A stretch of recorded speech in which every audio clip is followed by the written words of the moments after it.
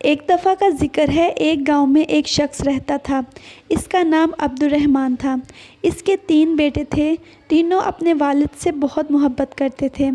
عبدالرحمن بھی اپنے بیٹوں سے بہت محبت کرتا تھا۔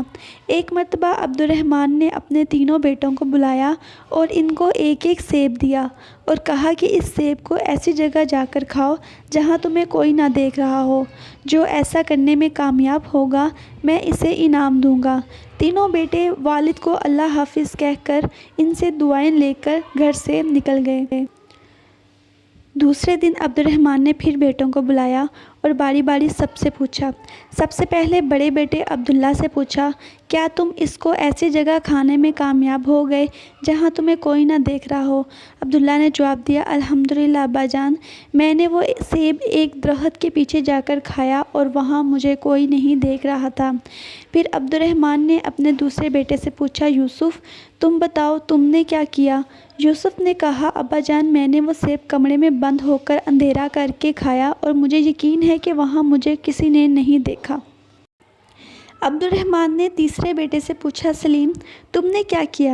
سلیم نے کہا، ابا جان میں نے کتاب اسماء الحسنی میں پڑھا ہے، اللہ کا ایک نام ہے البصیر، ہر ایک کو ہر حال میں دیکھنے والا۔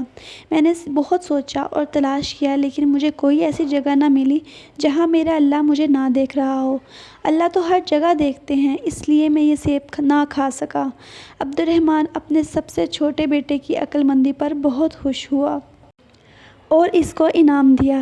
پھر عبدالرحمن نے اپنے بیٹوں سے کہا، میرے پیارے بیٹو، بے شک اللہ ہم سب کو ہر وقت ہر جگہ دیکھتا ہے، ہماری باتوں کو سنتا ہے اور جو خیالات ہمارے دل میں آتے ہیں ان کو بھی جانتا ہے۔